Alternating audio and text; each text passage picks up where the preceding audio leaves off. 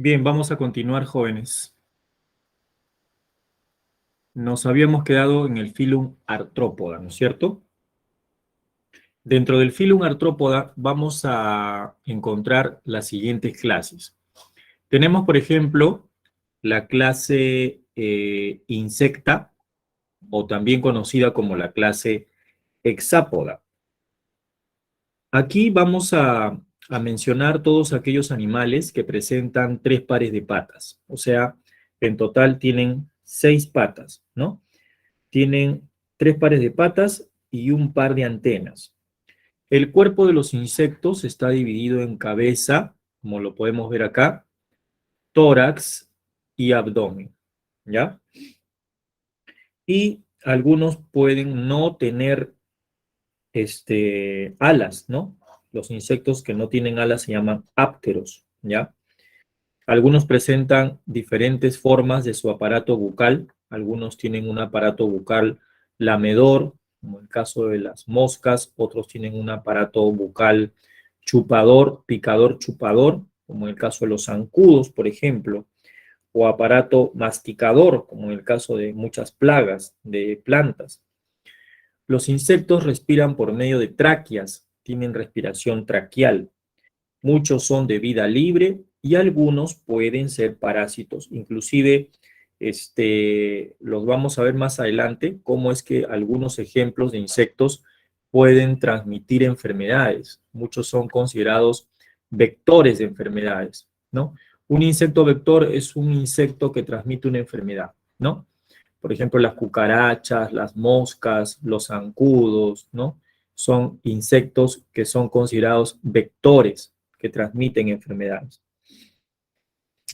También podemos mencionar que todos se reproducen de manera sexual, hay machos y hembras, y en algunos casos la metamorfosis de ellos varía, ¿no? Hay algunos que tienen un desarrollo indirecto y otros tienen un desarrollo directo. Por ejemplo, en el caso de las mariposas o en el caso de las moscas u otro tipo de insectos, las hembras colocan un huevo donde está la cría y del huevo sale la larva. La larva se rodea de un capullo, ¿no? Que se llama pupa, y luego dentro del capullo esa larva se transforma en adulto, ¿no? Esa es una metamorfosis especial o un desarrollo indirecto en los insectos. En cambio, otros insectos tienen otro tipo de metamorfosis, donde la hembra coloca el huevo y inmediatamente del huevo sale una cría, ¿no? Bien chiquitita, muy parecida al adulto, ¿no? La cual va a pasar por varios estadios ninfales que se le conoce, ¿no? Como es el caso de la cucaracha, por ejemplo. Bueno, después tenemos a la clase arácnida, donde vamos a encontrar pues a las arañas, a los escorpiones, ¿no? A los alacranes. Bueno, en general, en realidad son son lo mismo, ¿no? Sino que el nombre de alacrán y escorpión varía según el lugar, ¿no? También vamos a encontrar a las arañas, tarántulas, a las garrapatas también y a los ácaros, que son sumamente importantes porque no los vemos y están conviviendo con nosotros en nuestro domicilio, sobre todo en lugares donde no limpiamos, donde no aseamos el suelo, el piso, ¿no? La pared. Ahí crecen estos animales, ¿no? Y generan también procesos alérgicos, sobre todo en los niños, ¿no? Por eso es importante adecuar pues la casa libre de estos animales parásitos, ¿ya? En la clase arácnida, los animales que pertenecen a esta clase presentan pues 8 patas, o sea, 4 pares de patas, y su cuerpo está dividido en 2 partes, ya no en 3 como en los insectos. La cabeza está pegada al tórax, quiere decir que esa es la primera porción, el cefalotórax. Y luego viene ya el abdomen, que es la segunda porción, ¿ya? Respiran, muchos de ellos, por medio de tráqueas también, igual que los insectos, y otros tienen unos órganos pequeñitos conocidos como los pulmones en forma de libro, ¿ya? O filotráqueas que le llaman. Su desarrollo es directo, ¿no? Y son depredadores. Muchos producen veneno, tienen glándulas de veneno, ¿ya? Luego tenemos los crustáceos. La clase Malacostraca o crustácea abarca todos aquellos animales que tienen 10 patas, o sea, 5 pares de patas, 2 pares de antenas y el cuerpo, al igual que los arácnidos, dividido en cefalotórax y abdomen. Aquí vamos a encontrar, por ejemplo, a los camarones, a los cangrejos, a los langostinos, ¿no?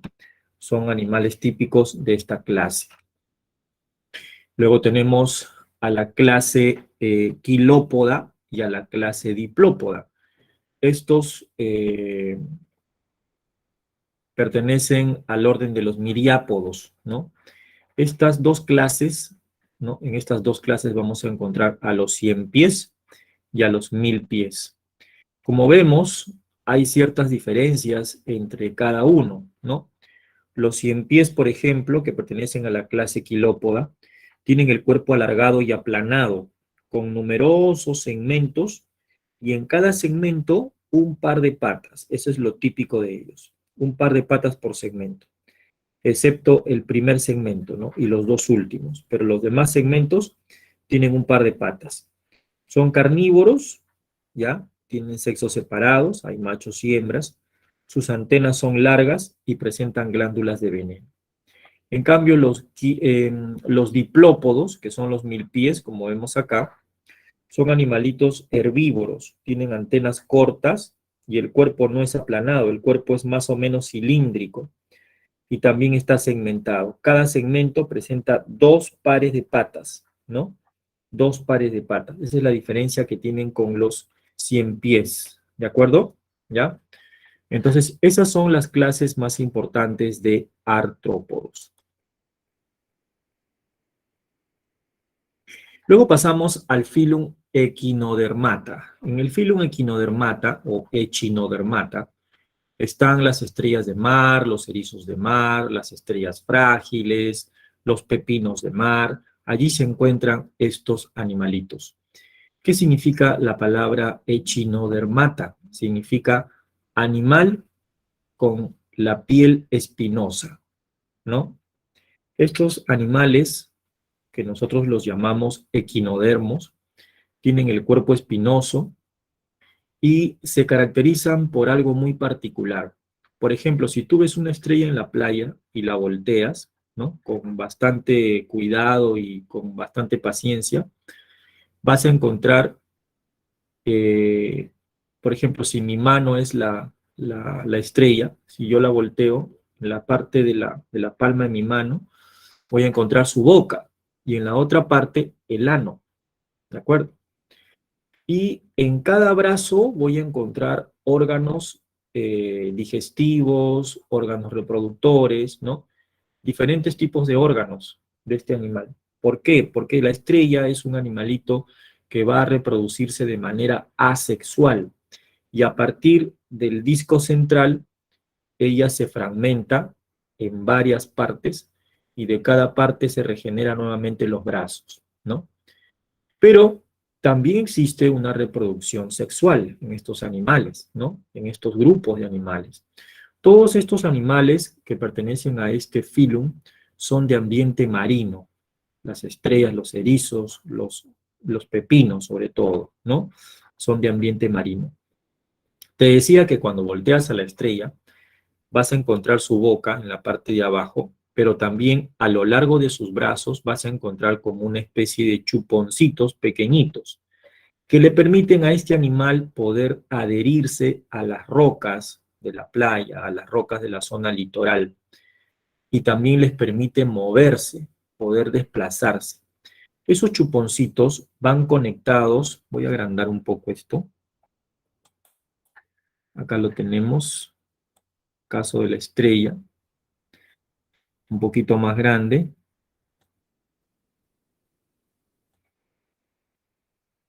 Estos chuponcitos que vemos acá, bastantes, ¿no? Van conectados a unos tubos, un sistema de tubos que recorre todo el cuerpo del animal. Por ahí también ingresa el agua, ¿de acuerdo? Este sistema de tubos se llama sistema vascular acuífero, como vemos acá, ¿ya? Tienen sistema acuífero por donde circula el agua. Y este sistema acuífero está conectado con estos chupones que se llaman ambulacros. Acá vemos uno de ellos, mira, tiene como una especie de ampolla y un apéndice que se llama podio, ¿no? También se le conoce como pie ambulacral. Los pies ambulacrales de la estrella le permiten caminar, le permiten, entre comillas, caminar, o sea, desplazarse, ¿ya? Pero también le permiten adherirse a los sustratos, ¿ok? Bien, ¿qué más podemos decir en ellos? Que existen las siguientes clases: los asteroideos, que son las estrellas de mar; los equinoideos, que son los erizos de mar, ¿no? Y por acá tenemos a los pepinos de mar, que son los holoturoideos, ¿ya? Los holoturoideos. ¿Listo? Bien. Ese es en cuanto al filum Echinodermos.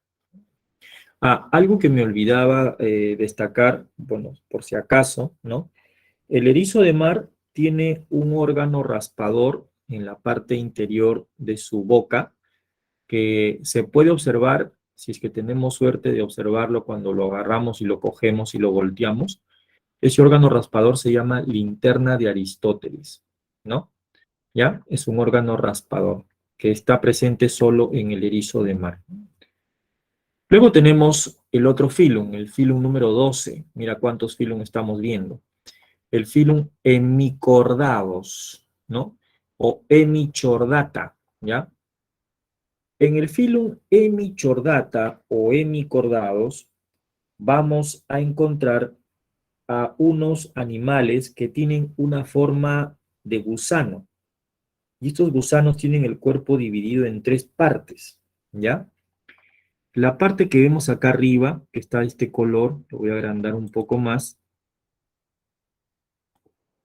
Esta parte de aquí se llama probóscide, ¿ya? O también se le dice región preoral, ¿ya? Luego tenemos una zona rojita aquí, en este dibujito lo podemos ver, que es el cuello o collar. Y luego viene ya su tronco, que es todo el cuerpo, que le da el aspecto de gusano. Estos gusanos son marinos y sedentarios, ¿de acuerdo? ¿Ya?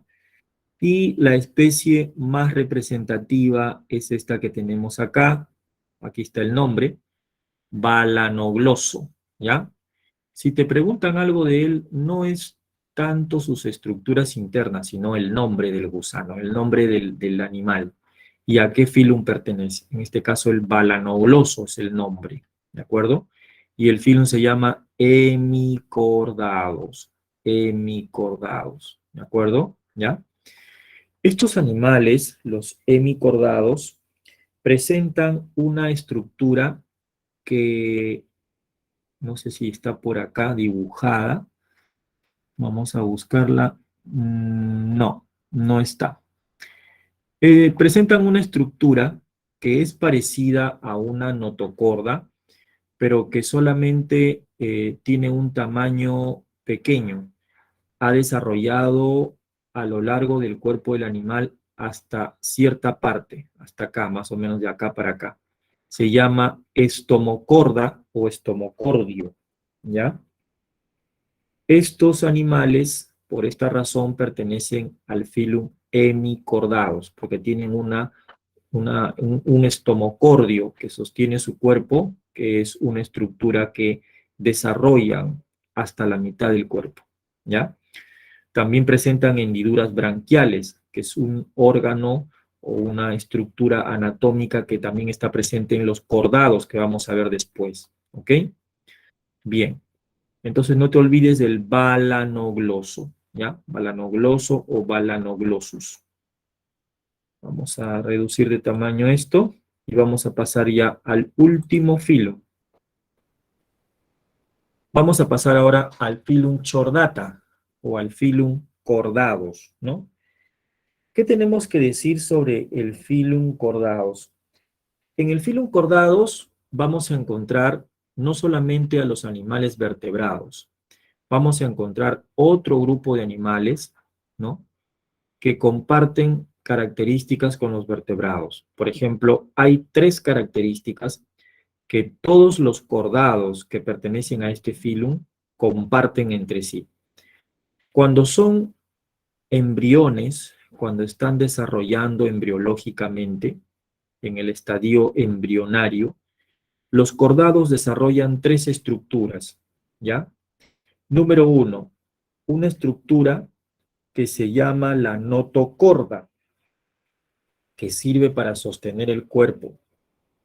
Número dos, el cordón nervioso, un cordón nervioso dorsal, que es el que va a dar origen al sistema nervioso. Y número tres, las hendiduras branquiales, que son estructuras que en muchos animales van a constituir el sistema respiratorio, ¿no? De los cordados, ¿no? Salvo en otros que se transforman en otras estructuras.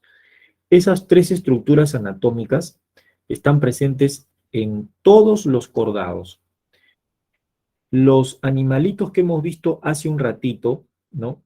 Que tienen un aspecto de gusano y que tienen tres partes, como los balanoglosos, antes estaban clasificados dentro de los cordados, pero ahora ya tienen su propio filum, porque ellos, si bien es cierto, desarrollan hendiduras branquiales, pero su notocorda es muy primitiva, su notocorda no está tan desarrollada, por eso se llama estomocordio, ¿ya? Aquí dentro del filum cordado vamos a encontrar tres subfilums. El subfilum urocordados o urochordata, llamados también tunicados. El subfilum cefalochordata o cefalocordados también. Y el subfilum vertebrata o vertebrados. ¿De acuerdo?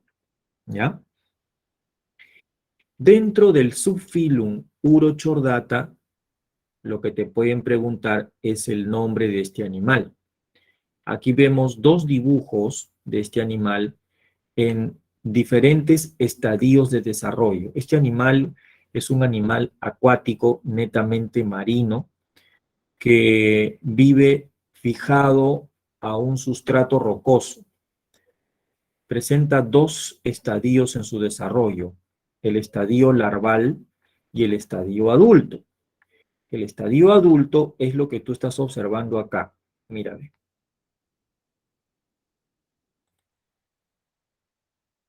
creo que lo agrandé mucho. Acá está. Estos son los adultos, ¿ya? Y estas son las larvas. El estadio larval es este de aquí. El estadio larval cambia a adulto, ¿ya? Y cuando cambia a adulto, ¿ya? Desarrolla una forma típica de jarrón, con una entrada para que el agua ingrese y una salida para que el agua salga, ¿de acuerdo? Estas entradas se llaman sifones, ¿de acuerdo? Y como es de costumbre, estos animales impelen agua y expelen agua, ¿ya? Por eso muchos los han llamado jeringas de mar, ¿ok? El animal más conocido aquí, no sé si lo han puesto, es la asidia, ¿ya? No lo han puesto, te lo voy a escribir aquí en el chat, ¿ya? Asidia, ¿ya? Se escribe con SC. La asidia pertenece, vamos a ponerlo, al subfilum urocordados. Ahí está, ¿de acuerdo? Ese es el animal representativo del subfilum Urochordata. Estos animales, cuando son larvas, desarrollan una notocorda, ¿ya? Una notocorda que está aquí y un cordón nervioso. Después se pierde la notocorda, ¿no? Y el cordón nervioso cuando pasan al estadio adulto. ¿De acuerdo? ¿Ya? Y se transforman en esta estructura, ¿ya? Los adultos producen una capa de celulosa, son los únicos animales que tienen celulosa, ¿ya? Que se llama la túnica. Por eso también se les conoce como tunicados, ¿de acuerdo? Entonces, en resumen, podemos decir, tienen el cuerpo en forma de barril o de jarra, ¿no? Son animales marinos, tunicados, sésiles, tienen dos estadios, el estadio larval y el estadio adulto, y presentan notocorda y cordón nervioso solo en el estado larval. La especie representativa es la asidia. Luego tenemos el otro subfilum, donde ya podemos observar un animal parecido en cierta forma a un pez, con una aleta caudal bien marcada y la presencia en el interior de sus hendiduras branquiales, de su notocorda y de su cordón nervioso. Este animal tiene el cuerpo alargado y aplanado de manera lateral, ¿ya? Aquí tenemos la foto, voy a agrandar un poco más. Esta es la foto del animal, ¿no? Y este es el dibujo, ¿ya? Su notocorda y su cordón nervioso persisten durante toda la vida del animal, no siendo así en el caso del animal que vimos hace un rato. En el caso de la asidia no es así. La asidia tiene notocorda y cordón nervioso solo en el estadio larval, pero este animal sí lo conserva durante toda su vida, ¿ya? Por eso el subfilum se llama cefalocordados, porque la notocorda se extiende desde la cabeza, desde la región cefálica, hasta la aleta caudal, ¿ya? ¿Qué animal tenemos que recordar acá? ¿Qué animal? Vamos a recordar al Amphioxus, ¿de acuerdo? Lo voy a poner acá en el chat, ¿ya? Entonces vamos a poner al Amphioxus.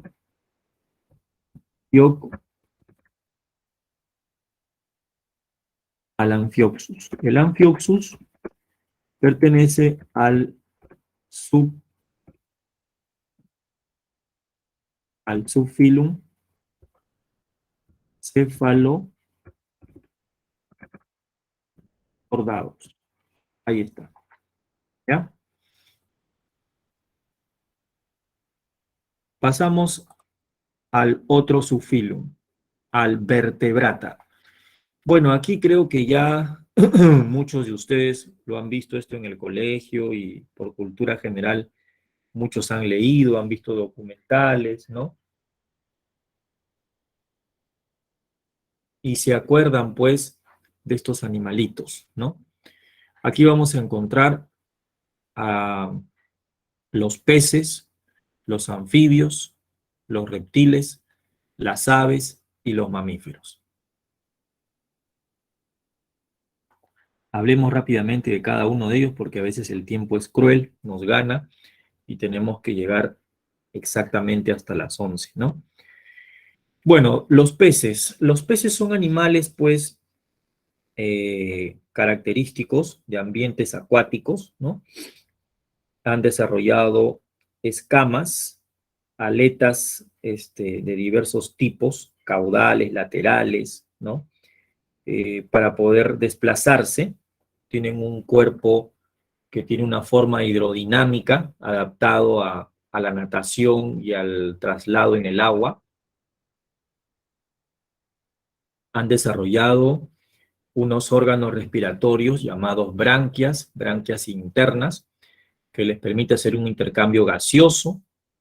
Hay muchísimos que tienen formas variadas, ¿no?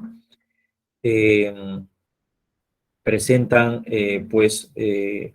la capacidad de poder regular su temperatura, pero dependiendo de la temperatura ambiental, ¿ya? Dependiendo mucho de la temperatura ambiental, por eso son conocidos como poiquilotermos, ¿ya? Su circulación es cerrada, simple, y además completa, ¿no? Y existen dos clases, ¿no? Los peces cuyo esqueleto es cartilaginoso, como las mantarrayas, los tiburones, ¿no? Y los peces cuyo esqueleto es óseo, ¿no? Como el jurel, la corvina, el bonito, el pejerrey. Estos dos tipos de peces no solamente se diferencian en cuanto al esqueleto. Una diferencia bien marcada está, por ejemplo, en la boca. La boca de los peces cartilaginosos se localiza por debajo, en la zona ventral. Tiene una posición ventral. Y la boca en los peces óseos tiene una posición terminal, por ejemplo, ¿no? Otra diferencia que han encontrado los zoólogos es, por ejemplo, la aleta caudal de los peces cartilaginosos suele tener dos lóbulos diferentes, ¿no? Se le llama aleta heterocerca. En cambio, la de los pececitos óseos, su aleta caudal, que es la última que vemos como la colita, tiene dos lóbulos iguales en forma y tamaño. Eso se llama aleta homocerca. La otra diferencia es que los peces cartilaginosos carecen de vejiga natatoria. En cambio, los peces óseos sí presentan vejiga natatoria. La vejiga natatoria es un órgano que les permite la flotabilidad en diversas profundidades del agua. ¿De acuerdo? ¿Ya? Así es. Bueno, los siguientes son los anfibios. Anfibio es una palabra que significa doble vida.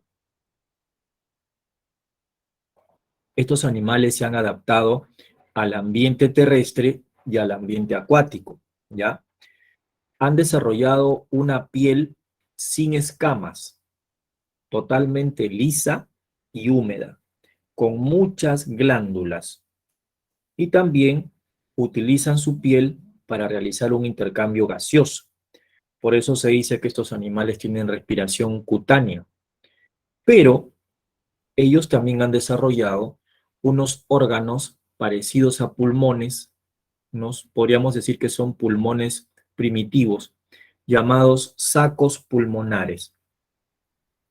También ellos han desarrollado un proceso conocido como cambio morfológico anatómico, llamado metamorfosis, que se activa con ciertas hormonas que ellos mismos producen.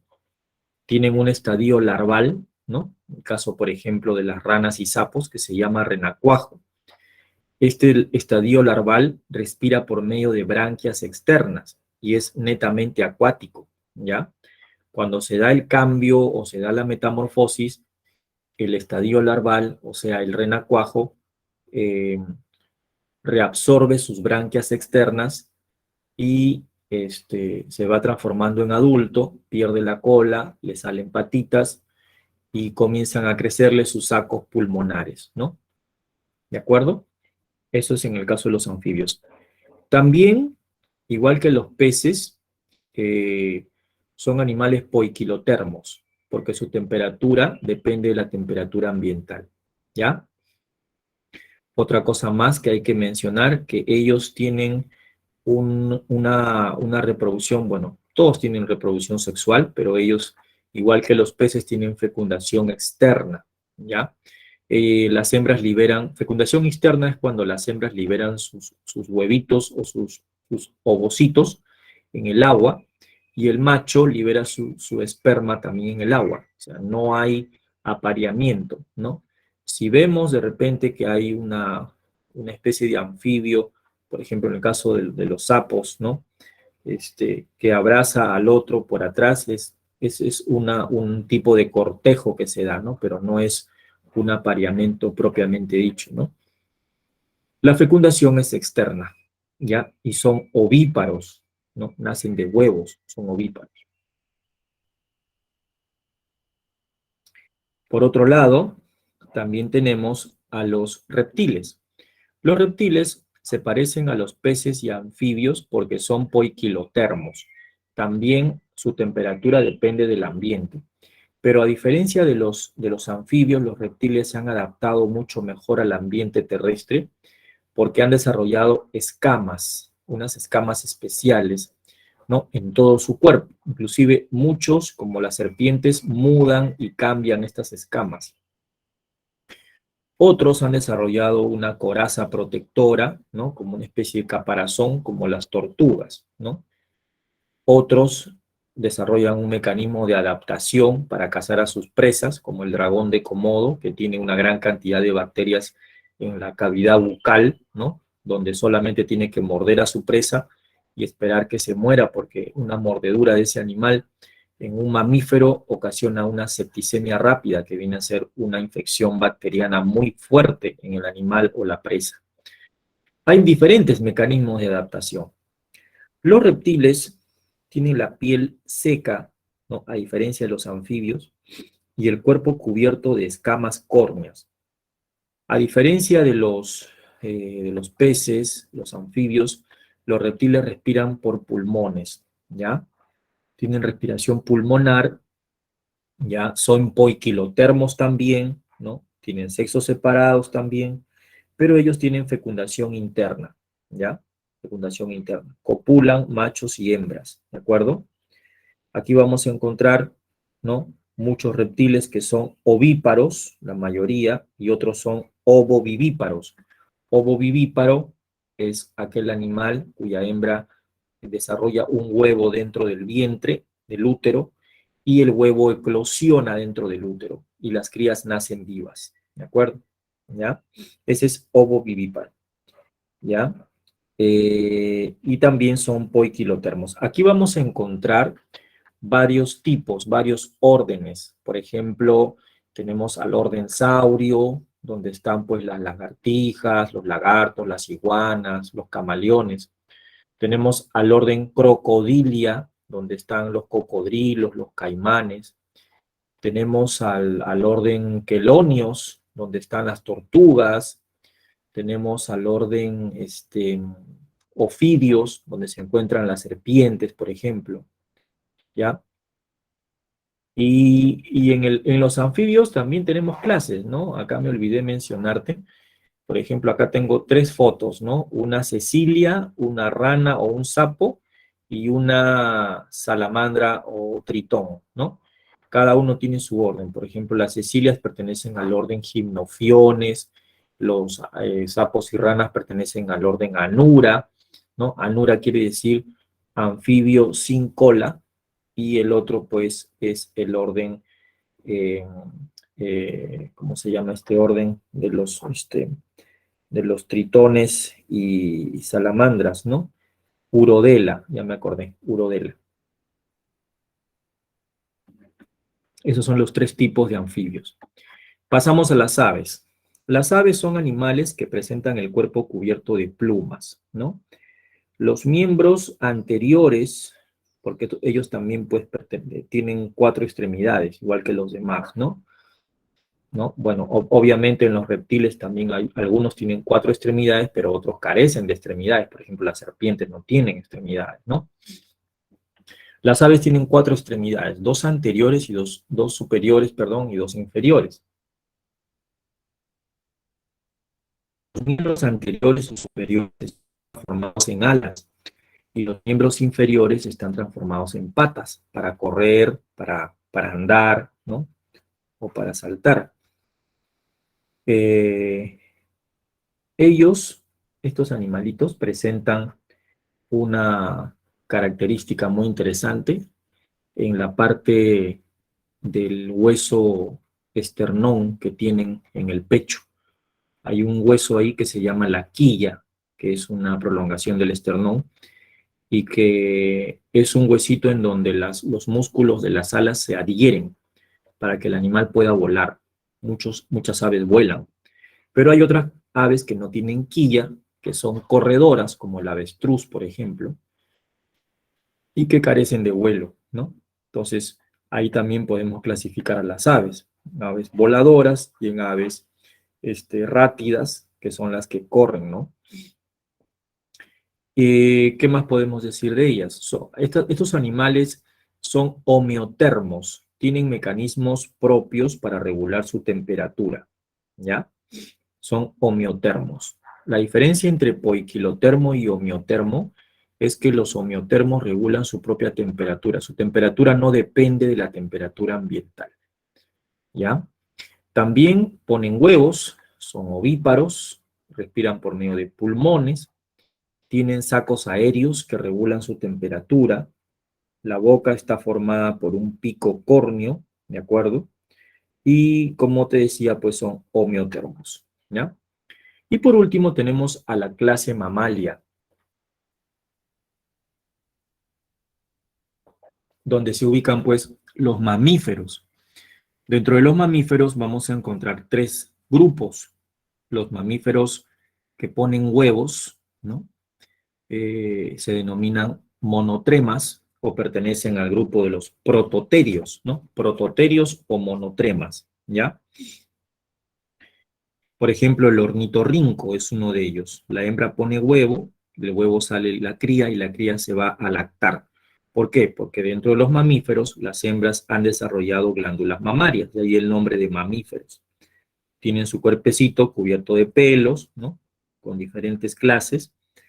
Son homeotermos también, igual que las aves. Tienen circulación cerrada, doble, completa. Y son vivíparos, a excepción de los ornitorrincos, que son los monotremas. ¿De acuerdo? Aquí también vamos a encontrar otro grupo de mamíferos, donde se encuentra el cangurito, o los koalas también, que son los marsupiales, ¿ya? Se les llama metaterios. La cría se desarrolla dentro de una bolsa que tiene la madre, que se llama la marsupia, y allí mismo también comienza a lactar, ¿no? Y termina su desarrollo. Y otro grupo de mamíferos son los placentados, ¿no? O los euterios, cuyas hembras han desarrollado la placenta, ¿no? Que es donde se desarrolla la cría, ¿de acuerdo? Entonces, eso es en cuanto a la clasificación de los animales con respecto a los fílums, ¿de acuerdo? ¿Ya? Son bastantes fílums. Bien. Bueno, y este último aspecto también hay que mencionarlo rápidamente, nos está ganando un poco el tiempo, es con respecto a las categorías de conservación. En el tema de ecología, más adelante nosotros vamos a hablar acerca de vamos a mencionar también las famosas áreas naturales protegidas, ¿no? El Estado tiene como función no solamente pues la dirección pues poblacional, ¿no? A nivel de diferentes poderes. También el Estado tiene la función de poder, por medio del Ministerio del Ambiente, facilitar la conservación, la protección, ¿no? Y la preservación de las especies animales y obviamente plantas también que existen en nuestro territorio nacional, a nivel de la costa, a nivel de la sierra y a nivel de la selva. Hay muchos factores que lamentablemente desencadenan desequilibrios ecológicos a nivel de las cadenas alimenticias dentro de las poblaciones de diferentes especies de animales, tanto en los ambientes terrestres, selvas, bosques tropicales, matorrales, desiertos, etcétera, como también en ambientes acuáticos, mares, ríos, lagunas, arroyos, lagos, ¿no? Debido a la contaminación ambiental, que es de origen antropogénico, fundamentalmente, y debido también a la tala de árboles, debido al tráfico de animales, a la caza de animales, a la pesca exacerbada y exagerada de muchos organismos acuáticos, como los peces, moluscos, ¿no? Y también algas, porque las algas también son recursos naturales que sirven de alimento a muchos animales acuáticos y cuando se hace una sobreexplotación, se altera la cadena alimenticia. Entonces, ¿qué es lo que ha hecho el Estado, no? El Estado, a través, pues, del Servicio Natural o Nacional, perdón, de Áreas Naturales Protegidas, que es el CERNAM, ha creado las áreas naturales protegidas por el Estado, ¿no? Para conservar y preservar muchas especies de animales y plantas. Y estas áreas están distribuidas en todo el país, ¿no? Pero lamentablemente, como mencionamos, existen pues peligros o riesgos que atentan contra la vida de muchas especies, sobre todo de mamíferos, aves, ¿no? Y animales invertebrados también, que habitan en diferentes lagos. Aquí,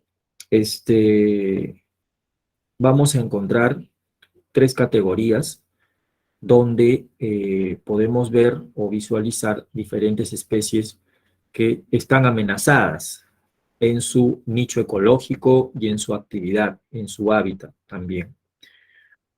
Los animales extintos, ¿no? Son aquellos que lamentablemente pues ya no existen en la naturaleza o en la vida silvestre. Si hay algunos individuos por allí, ¿no? De repente los han domesticado o los han, digamos, colocado en algún ambiente particular, artificial. El caso de la chinchilla chinchilla, que es un animalito roedor, ¿no? Se tenía el dato de que sobrevivía aún como animal doméstico, ¿no? A nivel mundial. Pero según los registros antiguos que se tienen, ¿no? Habían más o menos un promedio de 100 a más de 100 especies de la fauna natural terrestre, ¿no? Y acuáticas de muchas, ¿no? Y dentro de ellas estaba justamente la chinchilla, ¿no? Entonces, los animales que están en la categoría de extintos son aquellos que ya no están presentes en la naturaleza, ¿no? Porque han habido mecanismos y factores que han acabado con su existencia, ¿no? Y uno de esos factores, pues obviamente es la caza, la destrucción del hábitat, ¿no? La contaminación, el desequilibrio ecológico. Otras especies se encuentran en un estado de peligro crítico y otras están en peligro de extinción. La diferencia de estas palabras es que en peligro, bueno, no hay tampoco tanta diferencia, ¿no? La diferencia, si queremos mencionarla, es que en las que se encuentran en peligro de extinción son aquellas que están amenazadas por la destrucción de su hábitat y otros factores. Pero las que se encuentran en peligro crítico son aquellas en donde el número de individuos de una población está bastante reducido comparado con las otras que se encuentran en peligro de extinción. Por ejemplo, una especie puede estar en peligro de extinción y pueden haber, vamos a suponer, pues unos 200 individuos, ¿no? Y en peligro crítico ya no hay esa cantidad. En peligro crítico de repente hay pues unas 10 o 20 especies o 20 individuos, ¿no? De la misma especie que hay que salvar, ¿no? Para que no se extingan. Entonces es muy importante el cuidado del ambiente natural. Aquí vemos, por ejemplo, algunas especies de animales que se ubican en la categoría, ¿no? Que hemos mencionado que es en peligro de extinción. En este caso, muchos las llaman en vías de extinción, ¿no? En vías de extinción. Como el caso, por ejemplo, de la pava aliblanca que vemos acá, ¿no? El tapir de altura, el mono choro de cola amarilla, le dicen así porque se roba la comida de las personas, ¿no? El zambullidor de Junín, ¿no? El zambullidor del Titicaca, el delfín rosado, ¿no? El suri, una serie de especies de fauna que tenemos acá que están en vías de extinción. Y también hay otra categoría que es la que se denomina la situación vulnerable. La situación vulnerable es una categoría en donde las especies de animales están susceptibles de poder pasar a una situación de en peligro o en vías de extinción si es que los factores de extinción comienzan a aumentar. Por ejemplo, el exceso de caza, el exceso de pesca, la destrucción del hábitat, la contaminación, etcétera. Si eso aumenta, entonces las especies están en situación vulnerable. Todavía hay muchísimos individuos acá, pero algunos individuos ya están entrando a una situación, ¿no?, que las puede convertir en la categoría anterior, que es en peligro crítico, ¿de acuerdo? Caso, por ejemplo, el gallito de las rocas, el armadillo, como vemos ahí, la vicuña vicuña, la boa constrictora, el machín blanco, ¿no? Y esta es una especie, pues, representativa de nuestro país, es nuestra ave nacional, el gallito de las rocas. Acá también están las anchovetas, ¿no?, que son peces muy importantes, las conchas de abanico, ¿no?, los pelícanos, el piquero, el guanay, las tortugas charapas, las taricayas, ¿no? Hay una serie de animalitos acá que están en situación vulnerable, ¿ya? Bueno, y finalmente, ya para terminar, hablamos un poquito acerca de los vectores de transmisión de enfermedades, ¿no? Aquellos que ocasionan una enfermedad directamente son pocos, ¿no? Algunos, como los ácaros, ¿no?, que ocasionan la sarna, ¿no?, los piojos que atacan directamente el cabello, o los gusanos tornillos que se meten a través, pues, de las heridas, ¿no?, de la piel, ¿ya? Pero hay otros que son indirectos, que transmiten enfermedades. O sea, no te causan la enfermedad directamente, pero te la transmiten. O sea, ellos llevan un parásito en el cuerpo, que puede ser por fuera o adentro, y cuando están en contacto contigo o con tus alimentos, te transmiten ese parásito. Por ejemplo, las cucarachas y moscas son considerados vectores mecánicos, porque llevan los agentes causales de las enfermedades, que pueden ser virus, bacterias, hongos, en las patas, en el cuerpo, en las alas, en las antenas, en la parte externa de su cuerpo. Por eso es que a estos animales los paramos aniquilando, destruyendo, ¿no? Porque son animales, pues, que transmiten enfermedades. Pero también, así como mueren, se reproducen rápidamente. Y los vectores biológicos son insectos que albergan parásitos dentro de sus cuerpos, sobre todo en el sistema digestivo. Y cuando pican a un ser humano o a un animal, transmiten un parásito, transmiten una bacteria, transmiten o pasan un protozoario o pasan un virus. Por ejemplo, este de aquí es un vector conocido como la chirimacha. Su nombre es Triatoma infestans. Este chinche, al picar en la piel, defeca sobre la picadura y a través de las heces ingresa el protozoario llamado Trypanosoma cruzi, que ocasiona una enfermedad llamada la enfermedad de Chagas.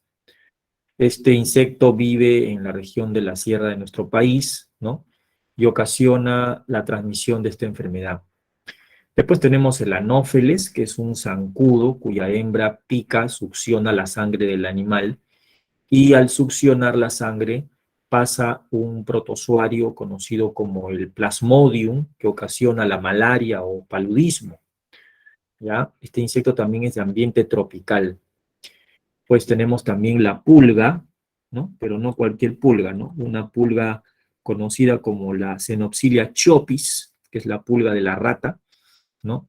Contiene una bacteria dentro del cuerpo, ¿no?, que ocasiona la enfermedad conocida como la peste, ¿no?, la peste bubónica, ¿de acuerdo? ¿Ya? Y justamente, pues, también es considerada un transmisor de enfermedad, ¿no? En este caso, podemos hablar de muchos tipos de vectores que transmiten enfermedades. La bacteria que está dentro de esta pulga es la Yersinia pestis, ¿de acuerdo? ¿Ya? Y así podemos mencionar, por ejemplo, la titira es otro zancudo, ¿no?, que transmite la verruga peruana, y la UTA, que es otra enfermedad.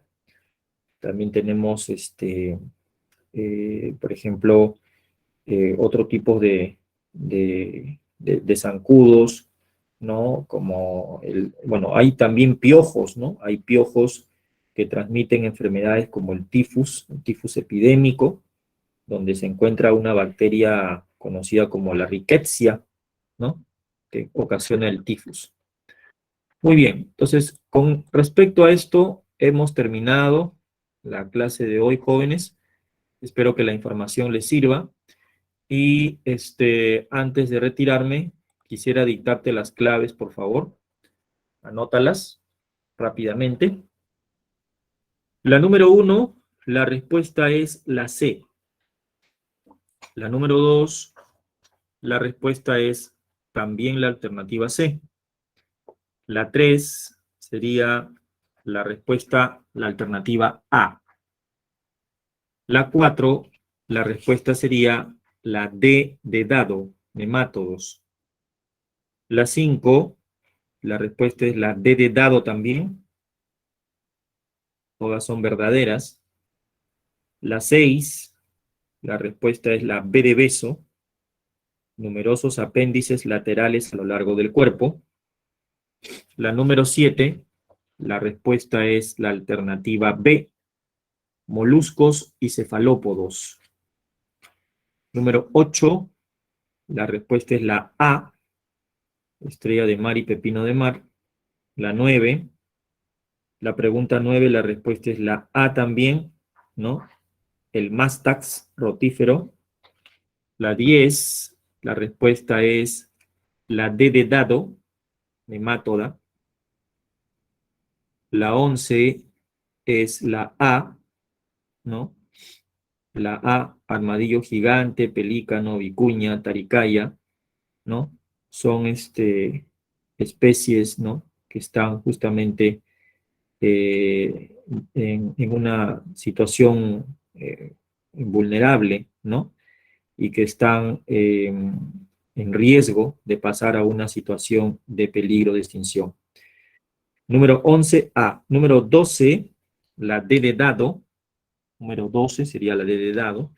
Número 13, la B de beso. La 14, la A, onicofora. La 15 y última, la C de casa. ¿Ok? Bien, eso sería todo, jóvenes. Gracias por tu atención. Nos vemos la siguiente semana.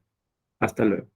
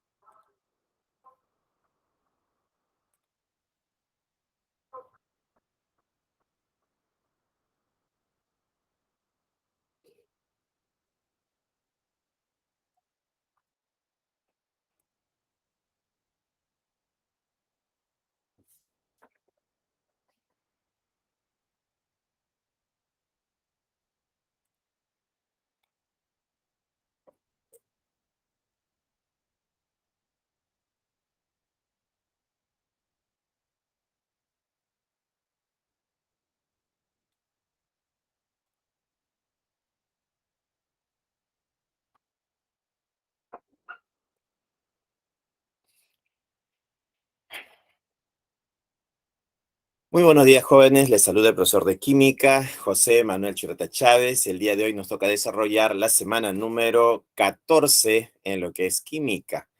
En esta semana vamos a hablar sobre la nomenclatura, cómo se nombra a los compuestos orgánicos, alcanos, alquenos, alquinos. Bienvenidos al curso de química, jóvenes. Voy a hacer la presentación de la diapositiva.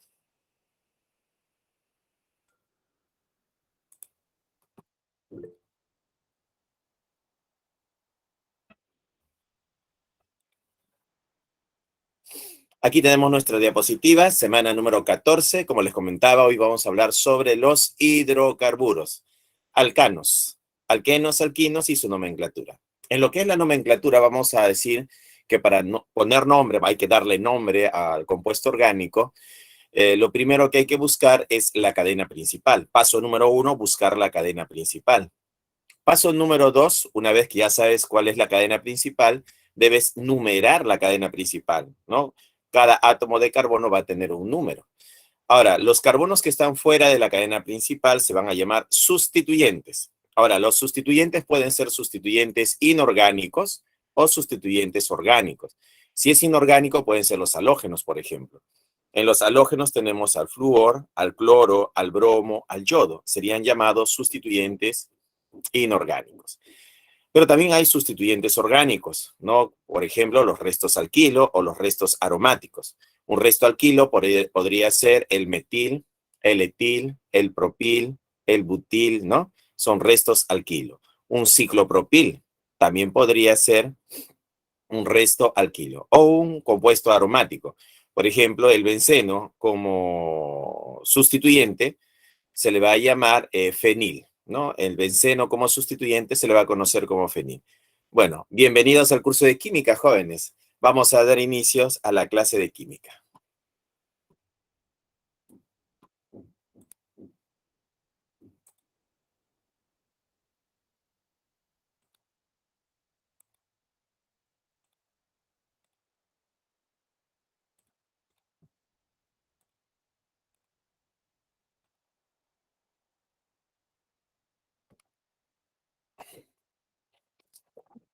Listo. Tenemos acá semana número 14, hidrocarburos, alcanos, alquenos, alquinos, nomenclatura.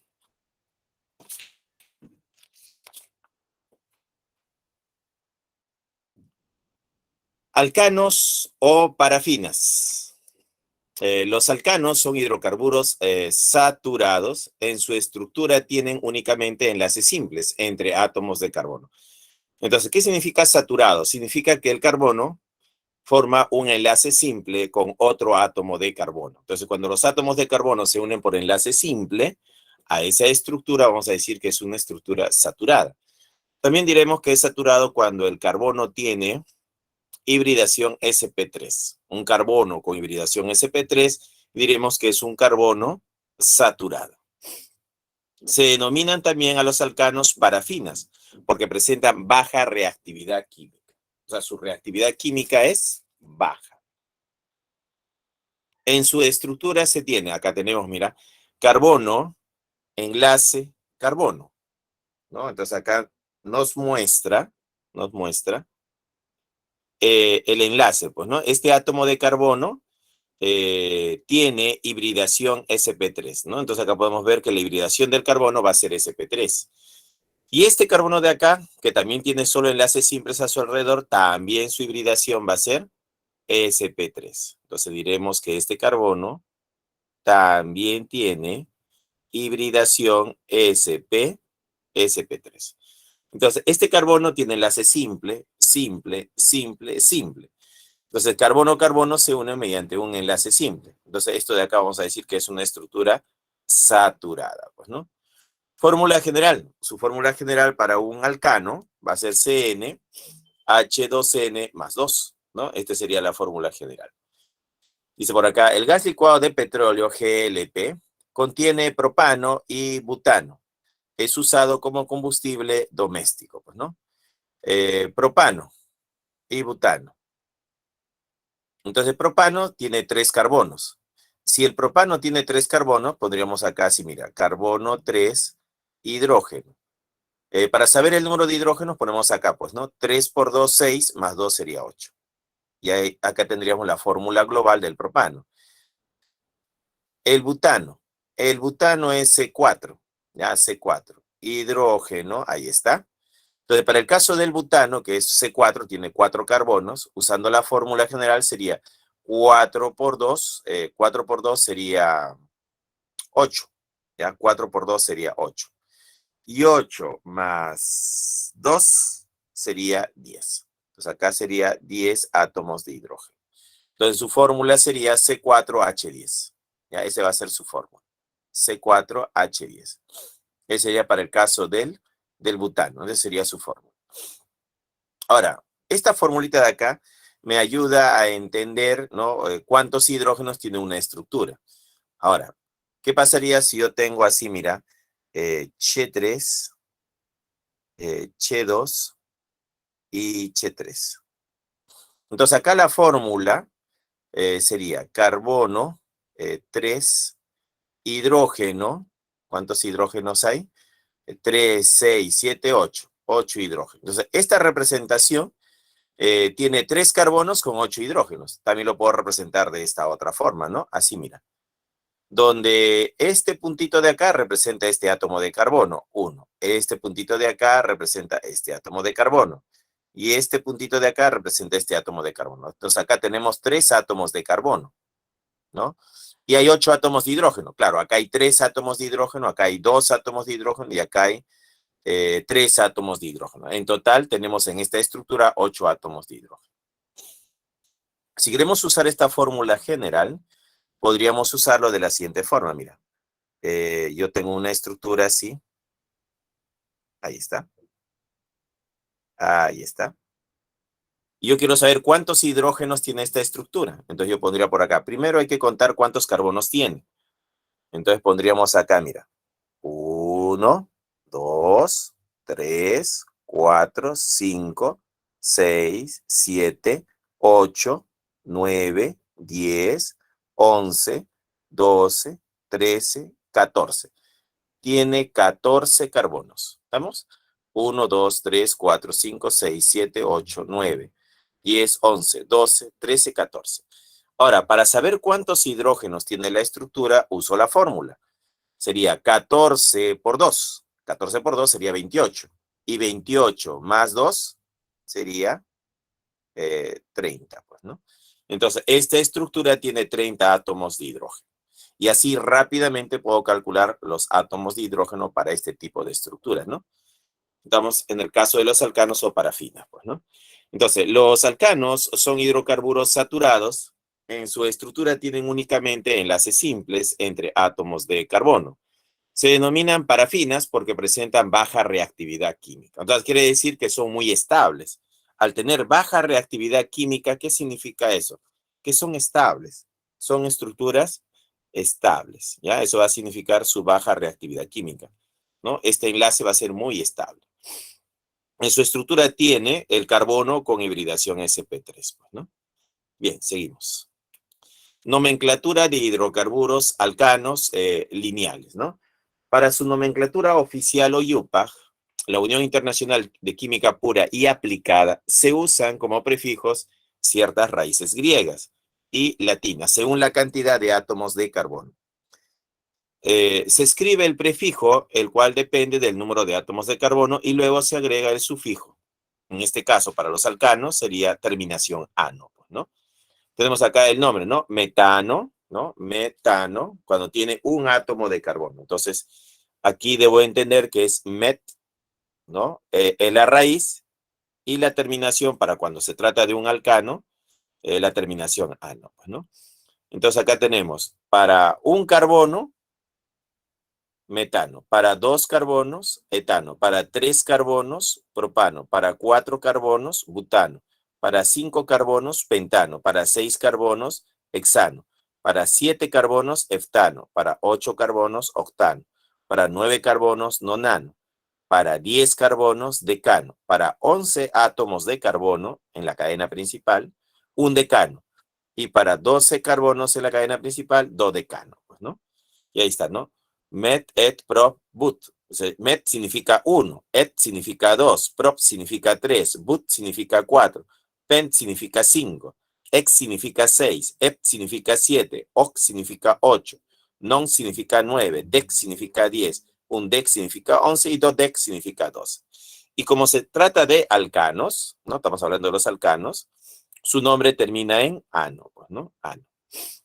Entonces acá tenemos la nomenclatura, ¿no? Su nombre va a terminar en ano. Entonces acá se coloca la raíz y el nombre terminado en ano.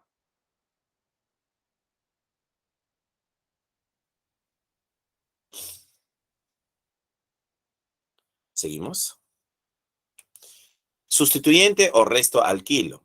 Son restos hidrocarbonados obtenidos a partir de un hidrocarburo, al perder un átomo de hidrógeno mediante la ruptura homolítica del enlace covalente. Entonces nosotros tenemos acá esta estructura, ¿no? Que viene a ser carbono N, H2N más 2, este es el alcano, ¿no? Y el alcano va a generar un alquil o alquilo, pues, ¿no? Entonces tenemos el alcano que genera un resto alquilo o alquil, pues, ¿no? Este es un resto alquilo o resto alquil, pues, ¿no? Entonces acá sería resto alquil. Entonces acá tenemos el nombre que termina en ano y se va a cambiar por la terminación il, ¿no? O hilo, pues, ¿no? Así es. Entonces acá tenemos, ejemplo, el caso del metano.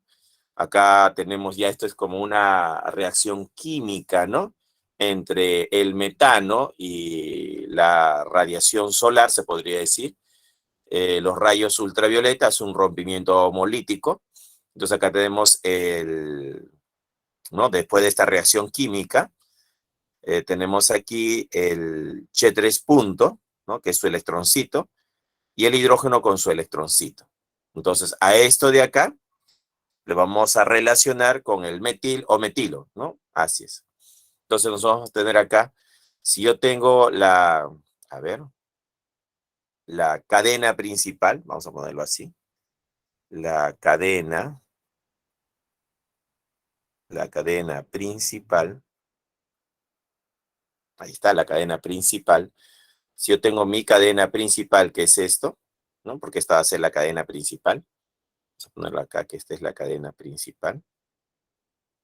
Acá está la cadena principal. Entonces, de esta cadena principal van a salir, así mira, un Che3. Entonces, este Che3 enlace representa este Che3 que se está uniendo a la cadena principal, pero este carbono no se ha contado dentro de la cadena principal, ha quedado fuera de la cadena principal. Entonces, a esto le vamos a llamar el sustituyente. ¿Ya? Él va a ser el sustituyente. Que en este caso, este sustituyente se va a llamar metil. ¿Ya? Se llama metil. O también le puedes llamar metilo. ¿Ya? Él sería. Entonces, el sustituyente viene a ser el metil o también llamado metilo, pues, ¿no? Metilo, metilo. Así es. Entonces, también podríamos tener acá, claro, eso sería. Ese sería el sustituyente llamado metil o metilo.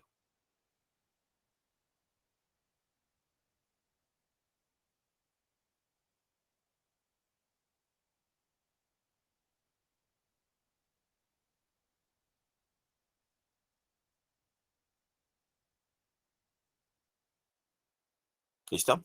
Seguimos. ¿Cómo se llaman estos sustituyentes? Estos sustituyentes se pueden llamar metil cuando tiene un carbono, etil cuando tiene dos carbonos. ¿Ya? Entonces acá tenemos al metil cuando tienes un carbono, pues, ¿no? Y etil cuando tienes dos átomos de carbono. A ver, ¿cómo sería esto? Esto sería así, mira. Yo tendría que tener acá mi cadena principal, ¿no? Acá tendríamos la cadena principal. Vamos a poner acá así. Vamos a poner acá nuestra cadena principal. Esto representa la cadena principal. Y a la cadena principal van a quedar carbonos fuera de la cadena principal. Cuando son dos carbonos sería así, mira. Che2 unido a un Che3, ¿no? Che2, Che3. Entonces, esto de acá se va a llamar sustituyente, ¿no? Este es el sustituyente. Y este sustituyente, cuando tiene dos carbonos, este resto alquil, se va a llamar etil, ¿no? Él se puede llamar etil o también le puedes llamar etilo, ¿ya? Etil generalmente es lo que más usamos. Etilo lo vamos a usar en el caso de los ésteres, ¿no? Cuando demos nombre a los ésteres, le vamos a llamar etilo, ¿no? Etilo, etilo. Ahora, cuando tiene tres carbonos, como es en este caso de acá, tiene uno, dos, tres carbonos. Se va a llamar propil o propilo, pues, ¿no? Entonces, esto sería así, mira. Sería tener acá al Che2, ¿no? Unido al Che2 y unido al Che3. Como hay tres carbonos, a esto de acá le vamos a llamar el sustituyente, pues, ¿no? Él es el sustituyente y su nombre va a ser propil, pues, ¿no? Ahí está el propil. O también le puedo llamar propilo, pues, ¿no? Él sería el propilo. Su nombre va a terminar en il o va a terminar en hilo, pues, ¿no? Para este sustituyente. ¿Se entiende, no? Entonces, eso es lo que significa estos nombres, ¿no? De estos alquil. El metil, el etil, el propil. El isopropil, ¿no? El isopropil, ¿no? El isopropil es esta estructura, ¿no? Acá tenemos isopropil que tiene tres carbonos, pero se va a enlazar a la cadena principal a través de este carbono de acá, ¿ya? A través de este carbono de acá, ¿ya?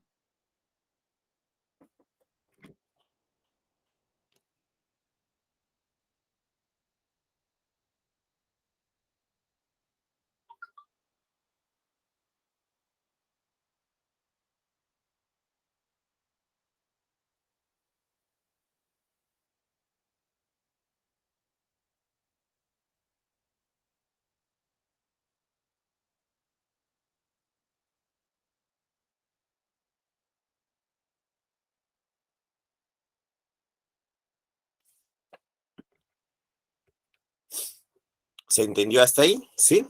¿Todo claro?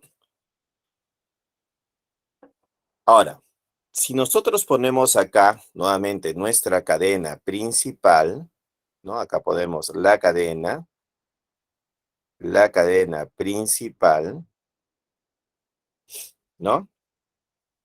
Tenemos la cadena principal y ponemos por acá, vamos a colocar al isopropil, ¿cómo sería? Mira, sería un Che, ahí está, unido al Che3 y unido al Che3. Así, mira, es Che, Che3, Che, Che3, pues, ¿no? Acá sería Che3, jóvenes. Acá hay que hacer una corrección, ¿ya? Acá han puesto Che2, no, no es Che2, es Che3. Ahí está. Este es un Che3, ¿ya? Este es un Che3. Será Che3, Che, ¿no? Este carbono Che, y acá sería Che3. Entonces, Che3, Che, Che3, esto de acá, ¿no? Todo esto de acá sería lo que nosotros vamos a llamar el sustituyente, ¿no? Este es el sustituyente. Y este sustituyente se va a llamar isopropil, ¿no? Esto de acá es el isopropil. Entonces, él sería el isopropil. Ahora, este isopropil también lo puedo representar de la siguiente forma. Así, mira, como dos rayitas. Recuerda que este puntito representa este carbono con sus tres hidrógenos. Este puntito representa este carbono con un hidrógeno.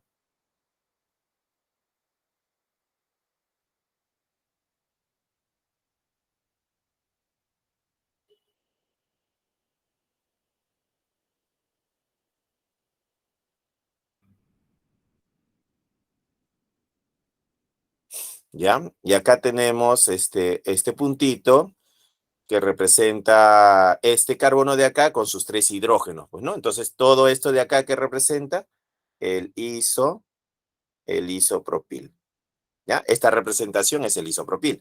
Lo puedo escribir de esta forma o lo puedo escribir de esta otra forma, ¿no? 1, 2, 3, ¿no? Hay tres carbonos, ¿no? Tres carbonos. Sería Che3, Che, Che3, pues, ¿no?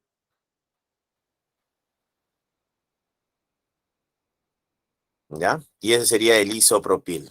Entonces ahí tenemos el isopropil, ¿no? Che3, que es el isopropil, o isopropilo también, ¿no? También le puedo llamar isopropilo,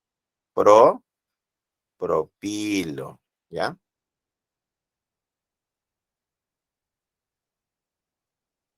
¿Ya? Isopropilo, isopropilo. Bien. Y así, pues, ¿no? Tenemos acá al Che3, Che2, Che2, Che2, 1, 2, 3, 4, met, et, prot, but, y este sería el butil, o butilo, pues, ¿no? Y acá tenemos Che3, Che, ¿no? Che2, enlace. Entonces, acá también, acá sería, jóvenes, acá es un Che3, ya que es Che3, Che3, Che3, ¿no? Sería met, et, prop, but. Y esto sería el isobutil o isobutilo, pues, ¿no? Tiene 1, 2, 3, 4 carbonos, ¿no? Con 4 carbonos tenemos al isobutil o isobutilo. Y en este caso de acá, tenemos, ¿qué tenemos acá? Che3, Che, Che2, Che3. Ah, entonces acá tenemos que él es sec. ¿Qué significa sec? Sec significa secundario, ¿ya? Entonces sec va a significar secundario. Ya, eso es lo que va a significar sec. Sec va a significar secundario. ¿Y qué es eso, profesor? Significa que a través de este carbono, que es un carbono secundario, se va a unir, acá va a estar la cadena principal. Esta va a ser nuestra cadena principal. Entonces, todo esto de acá se va a llamar sec-butil, met et prop but. Claro, este es el sec-butil o sec-butilo. Entonces, a través de este carbono, que es un carbono secundario, se une a la cadena principal. ¿Ya? Así se está uniendo a la cadena principal. Aquí el término ter va a significar terciario, ¿no? Eso va a significar ter va a significar terciario, ¿ya? Terciario. ¿Qué significa eso? Que a través de este carbono, que es un carbono terciario, ¿no? Que es un carbono terciario, se va a unir a la cadena principal. Acá va a estar la cadena principal. Aquí está, ¿qué cosa? La cadena principal, pues, ¿no? Principal. Entonces acá tenemos el carbono, ¿no? El carbono, ¿no? Que es terciario, ¿no? Este carbono que es terciario.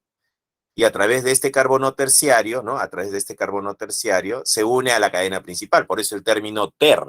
De ahí viene el término ter, que significa terbutil.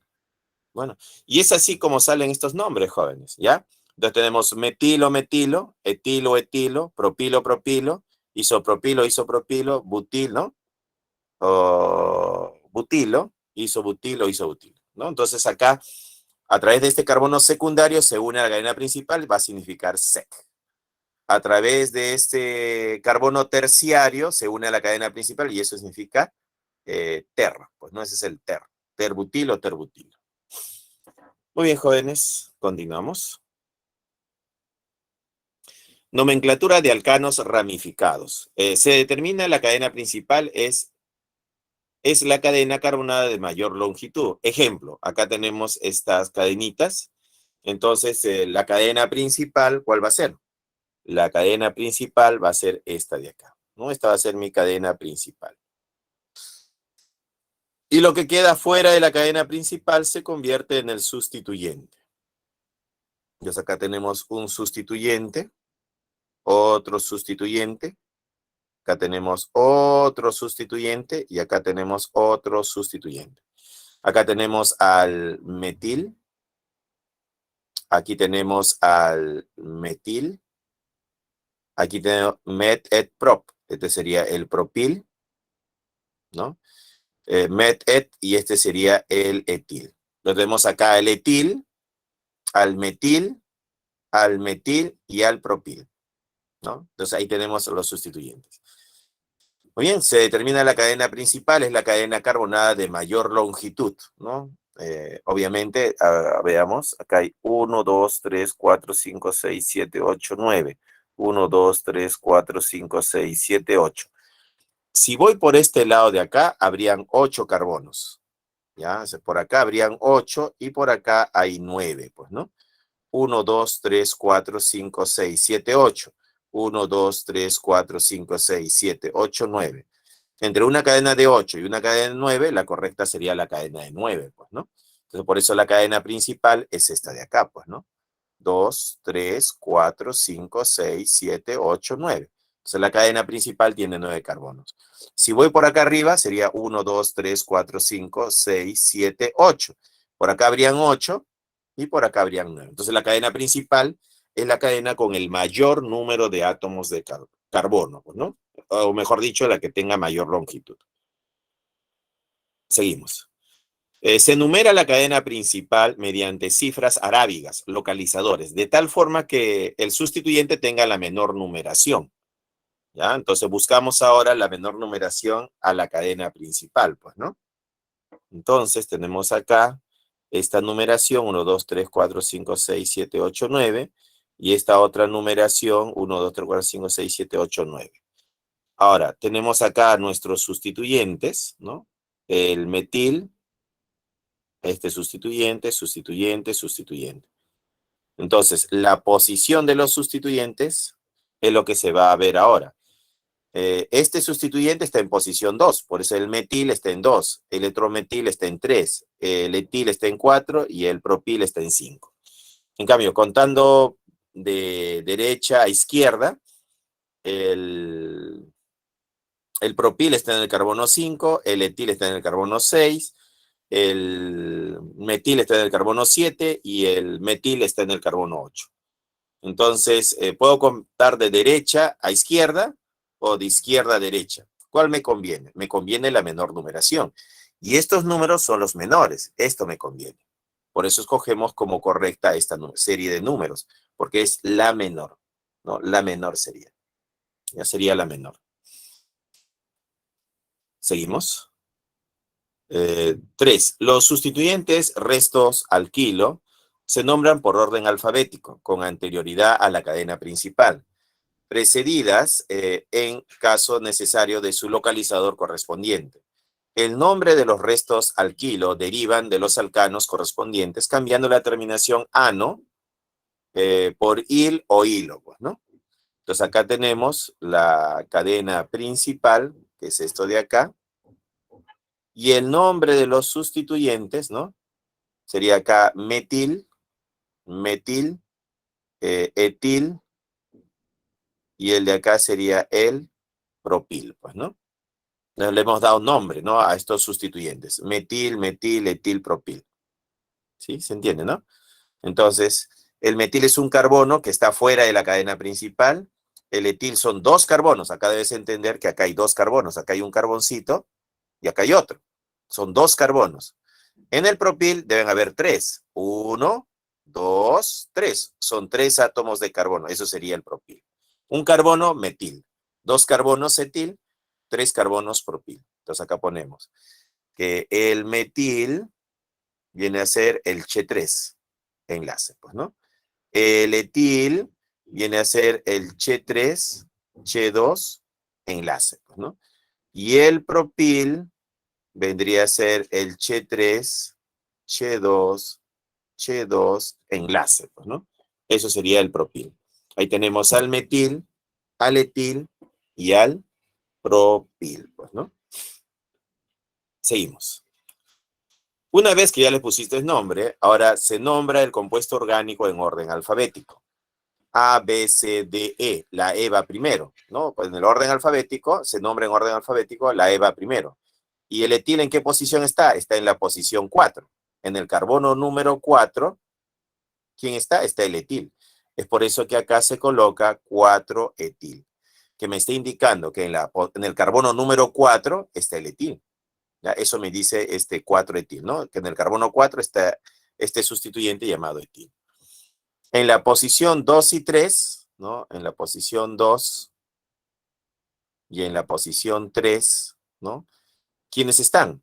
En la posición 2 está el metil y en la posición 3 está otro metil. Entonces, 2, 3. Ahora, este di, ¿qué me dice este di? Este di me dice que se repite 2 veces, ¿no? Este metil y este metil significa que se repite 2 veces. Entonces, di va a significar 2. Tri va a significar 3. Tetra va a significar 4. Penta va a significar 5. Hexa va a significar 6. O sea, en este caso se han repetido 2 veces el metil en la posición 2 y 3. Entonces el término a usar fue di. Di, eso es lo que va a significar. Dimetil. Entonces la letra M es la que continúa, pues, ¿no? Dimetil 5-propil. Que en el carbono 5, ¿quién está? El propil. 5-propil. Non, que es la raíz, pues, ¿no? Esto non representa la raíz. La raíz. Son 9 carbonos. 1, 2, 3, 4, 5, 6, 7, 8, 9. Entonces la raíz son 9 carbonos. Y como se trata de un alcano, porque no hay doble ni triple enlace, el nombre termina en ano. Esto significaría que él es un alcano, pues, ¿no? Así es. Eso es lo que va a significar la terminación ano, que es un alcano. Así es. Muy bien. Y así se ha nombrado al compuesto. El sustituyente es la raíz y la identificación de que pertenece a un alcano, ¿no? El nombre terminado en ano. ¿Seguimos? 4. Cuando al numerar una cadena principal se encuentran los mismos localizadores, se asigna el localizador más bajo al sustituyente que se cite primero en orden alfabético. Claro, dice, cuando al numerar una cadena principal se encuentran los mismos localizadores, se asigna el localizador más bajo al sustituyente que cite primero en orden alfabético. Claro, si yo cuento aquí, por ejemplo, 1, 2, 3, en carbono 3 está el etil. Y si cuento por acá 1, 2, 3, en 3 está el metil. Entonces, si me doy cuenta, contando por la derecha, en carbono número 3 está este sustituyente, que es el metil. Y si yo cuento por la derecha, de derecha a izquierda, 1, 2, 3, en carbono 3 está este sustituyente, que es el etil. Entonces, yo me doy cuenta que al contar ya sea por la derecha o por la izquierda, en la posición 3 encuentro un sustituyente.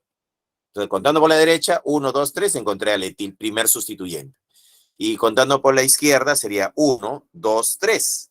Encontraba al metil, primer sustituyente. Entonces tengo un problema, que es 3, 3, son iguales. Entonces, ¿cómo decido por dónde comenzar? ¿Por la derecha o la izquierda? En este caso, como la menor numeración no me está ayudando, paso a la siguiente regla, que es orden alfabético. Entonces, entre la letra E de etil y la letra M de metil, la letra gana a la letra M, ¿no? A, B, C, D, E. Entonces la letra E tiene prioridad, se podría decir. Y es por eso que comenzamos a contar por la derecha, de derecha a izquierda. ¿Ya? 1, 2, 3. ¿Ya? Entonces en el carbono 3 está el etil. En el carbono 3 está el etil. Y en el carbono 4 está el metil. La cadena principal tiene 6 carbonos, sería X. Y X sería la raíz. ¿Ya? Y la terminación ano me está indicando que es un alcano, pues, ¿no? Es un alcano. Así es.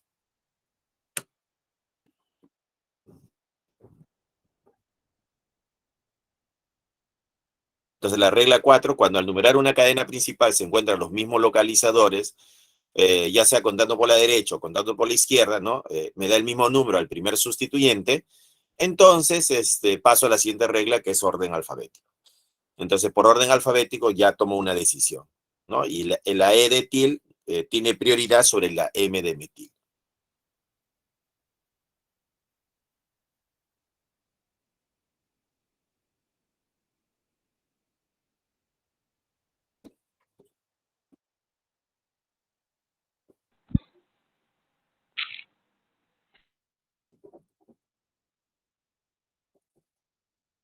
¿Listo? Seguimos. 5. En el caso de que haya varias cadenas de igual longitud, se escoge como principal el mayor número de sustituyentes. O sea, si yo tengo 2 cadenas de igual longitud, como en este caso muestra 6 carbonos en la cadena principal y 6 carbonos en la cadena principal, entonces, ¿cuál de las dos va a ser la correcta, no? Nos preguntamos, ¿no? ¿Cuál va a ser la correcta, pues, no? Entonces diremos que la cadena correcta, acá hay 6 carbonos en esta cadena, y acá también tenemos 6 carbonos en esta cadena. Entonces, yo puedo observar que acá hay 1 y 2 sustituyentes. y acá solo hay uno. Todo esto es un solo sustituyente. Entonces tú dices, en el caso de que haya varias cadenas de igual longitud, se escoge como principal el que tenga el mayor número de sustituyentes. Esta cadena, ¿no? De 6 carbonos tiene 2 sustituyentes. ¿Ya? Entonces acá habrían 2 sustituyentes. Tú dices, esta cadena tiene 2 sustituyentes. ¿Ya? 2 sustituyentes. En cambio, esta cadena de acá solo tiene un sustituyente. Entonces, ¿cuál va a ser mi cadena principal? El que presente el mayor número de sustituyentes. Como esta cadena tiene 2 sustituyentes, esta sería mi cadena principal. Su nombre sería 3-etil, 2-metil, hexano. Bueno, la cadena principal tiene 6 carbonos, pues, ¿no?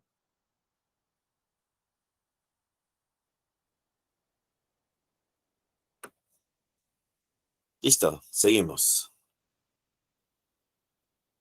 Tenemos por acá, bueno, este sería otro caso, ¿no? 2 cadenas de igual longitud y la que emplee localizadores más bajos para la cadena lateral, sin consideraciones alfabéticas. Claro, todavía no consideramos el orden alfabético, solo la menor numeración al sustituyente.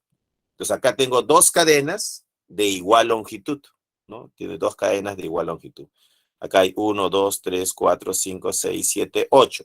Acá tenemos 8 carbonos en esta cadena. Y acá tenemos 1, 2, 3, 4, 5, 6, 7, 8. 8 carbonos en la cadena también. 8, 8. Entonces, tengo a los sustituyentes, ¿no? Este sustituyente metil y acá met et prop but. Este isobutil de acá, pues, ¿no? Este es un isobutil. Y acá tenemos el metil y acá tenemos met et prop but. Este es un sec-butil. Entonces, acá tengo 2 sustituyentes y acá tengo 2 sustituyentes, ¿no? Entonces decimos, acá hay 2 sustituyentes. Y acá también hay 2 sustituyentes. ¿Qué pasa cuando las dos estructuras tienen igual longitud y tienen igual número de sustituyentes? Bueno, en este caso hay que ver la numeración, pues, ¿no?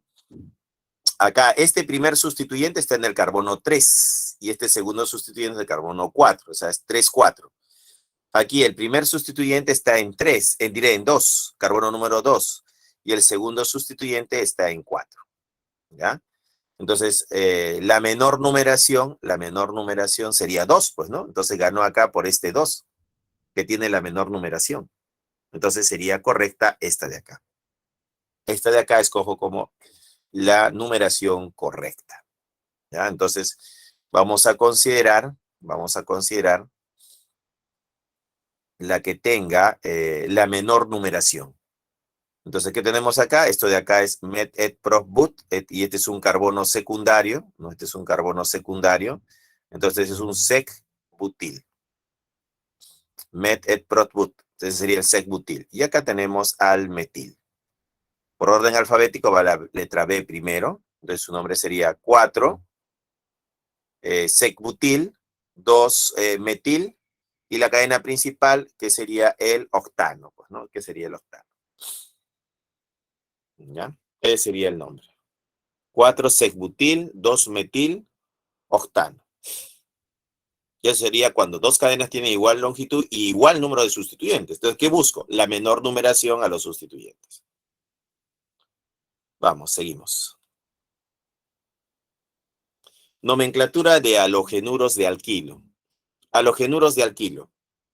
Cada átomo de halógeno se nombra con los prefijos fluoro, cloro, bromo y yodo, y se tratan como si fueran otros sustituyentes alquilo, pero no tienen prioridad sobre los sustituyentes alquilo.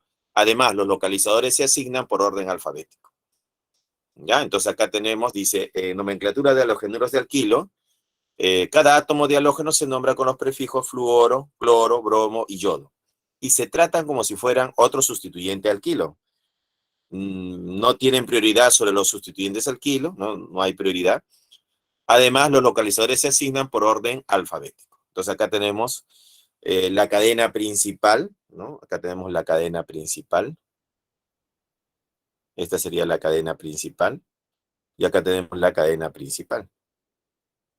Tiene 6 carbonos, tiene 6 carbonos.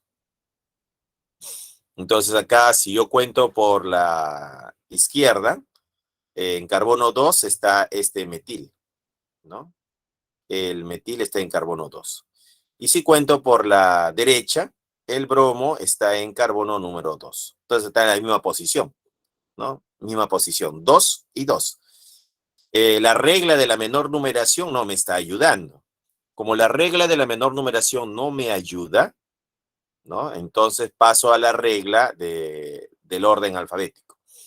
Por orden alfabético, la B de bromo tiene prioridad y gana, pues, ¿no? Y por eso la numeración comienza por acá y no por acá, pues, ¿no? Entonces, 1, 2, y sería 2 bromo, 5 metil, hexano, ¿no? La cadena principal tiene 6 carbonos. Y en este otro caso, ¿no? Yo cuento por acá, por la izquierda, 1, 2, y en el carbono 2 tenemos al sustituyente metil, pues, ¿no? Está el metil. Y si cuento por acá, 1, 2, 3, en el carbono número 3 está el bromo. Entonces, menor numeración lo tiene 2, ¿no? Gana la numeración por acá, y no por acá, ¿no? Esto no sería. Entonces, se comienza a contar por acá. 1, 2, 3, 4. En el carbono número 4 está el bromo. Su nombre va a ser 4 bromo, 2 metil, y la cadena principal que tiene 6 carbonos sería el hexano. ¿Ya? Y así hemos designado la numeración para este tipo de cadenas.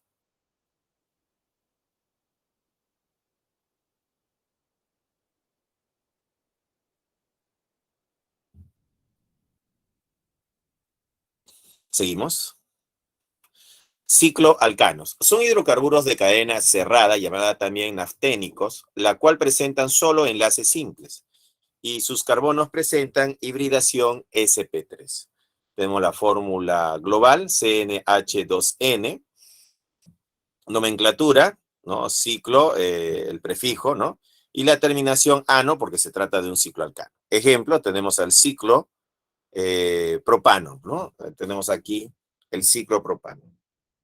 Entonces acá tenemos prop, que sería nuestra raíz, ¿no? Ahí está. Ciclo, que es cadena cerrada, pues, ¿no? Y la terminación ano, porque se trata de un ciclo alcano. Igualito acá. Ciclo but, que sería la raíz. Y la terminación ano, porque se trata de un alcano, pues, ¿no? Ciclo alcano. Igualito acá. Pent, sería la raíz. Y tenemos ciclo pentano. Y ciclo ex sería la raíz, pues, ¿no? Que se trata de 6 carbonos, pues, ¿no? Acá en esta cadena cerrada hay 6 carbonos. 1, 2, 3, 4, 5, 6. Usando la fórmula sería C6H12, pues, ¿no? Porque es el doble, pues, ¿no? Ciclopentano sería C5H, 5 por 2 sería 10, pues, ¿no? Ciclobutano sería C4, porque son 4 carbonos, 1, 2, 3, 4, H8. Y finalmente el ciclopropano sería C3, son 3 carbonos, 1, 2, 3, H6. ¿No? Eso sería.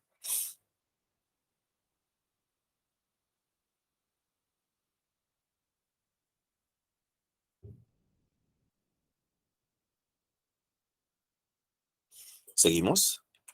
Nomenclatura de cicloalcanos ramificados. Entonces acá tenemos esta estructura, ¿no? 1 etil y 2 metil. Ciclo hexano. Entonces acá habían dos posibilidades, pues, ¿no? Yo podía contar en esta dirección y están 1,2, ¿no? En carbono 1 está este sustituyente y en carbono 2 está este otro sustituyente, ¿no? 1, 2, contando por acá. Y si contaba por acá, igualito, en este carbono, este era el carbono 1 y este era el carbono 2, ¿no? Entonces estaba esta otra posibilidad, 1, 2. Entonces, ¿cómo sé cuál es la correcta? Como la menor numeración no me está ayudando, porque 1, 2 es igual a 1, 2, no puedo decidir con dos números iguales, pues, ¿no? Con esta serie de números, y esta serie de números son iguales, no puedo decidir. Entonces, para tomar una decisión, paso a la siguiente regla, que es por orden alfabético, ¿no? Acá tenemos al etil, este es el etil, y este es el metil. Entonces, por orden alfabético, A, B, C, D, E, ganó la letra E. Entonces, el etil, es por eso que por acá comienzo a contar. 1, 2. Y este orden de acá, no, pues no, queda eliminada esta posibilidad. Entonces su nombre va a ser 1 etil, 2 metil, y la cadena principal, que es el ciclo, pues, ¿no? Ciclo hexano, pues, ¿no? Ciclo hexano. En este otro caso, acá tenemos 3 posibilidades, ¿no? Si él fuese el carbono número 1, el sustituyente estaría en carbono 1, en carbono 2 y en carbono 4, ¿no? Entonces tenemos 1, 2, 3, 4. Tenemos esta posibilidad. ¿Qué hubiera pasado si él hubiera sido el carbono número 1? Si él hubiera sido 1, ¿no? En el supuesto, ¿no? Que él fuese 1, hubiera sido 1, 2, 1,2, 1, 2, 3, 4, 5. Y el otro estaría en 5, 1, 2, 5. Y en el supuesto que él sea 1, si él fuese 1, el bromo estaría en carbono 1, 2, 3 y 4. Entonces, ¿quién tiene la menor numeración? Lo que vamos a buscar es la menor numeración.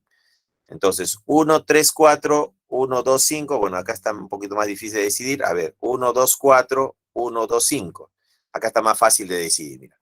1, 1 igual, 2, 2 es igual, 4, 5. Ah, 5 es muy alto. Y 4 gana. Porque es menor, pues, ¿no? 4 es menor que 5. Ahora, si comparo 1, 3, 4 con 1, 2, 4, 1, 4, 1, 4 son iguales. 2 es menor que 3 y 3 perdió. Es por eso que esta posibilidad queda eliminada y esta posibilidad también queda eliminada. Entonces, la menor numeración lo tiene el 1, 2, 4. Y por eso por acá comenzamos a contar. 1, 2, 3 y 4. Su nombre sería 4 bromo, 2 etil, 1 metil, ciclo hexano. Ciclo hexano. Ese va a ser la numeración que hemos escogido de esas 3 posibilidades. Muy bien, seguimos. Siguiente.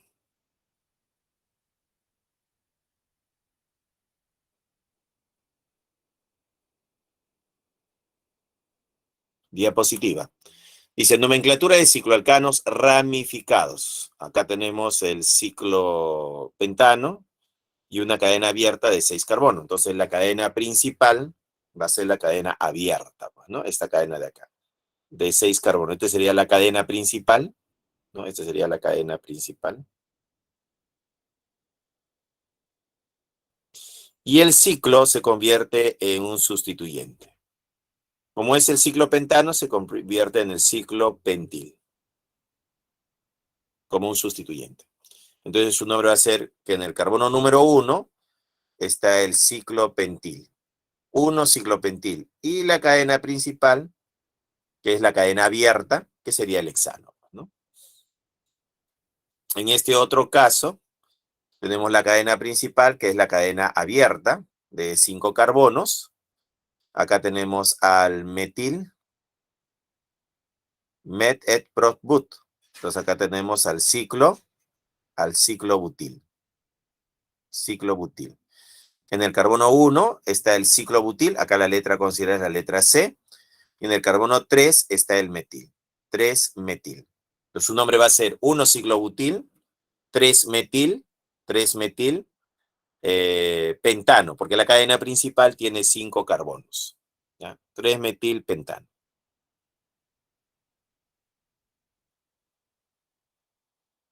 Seguimos.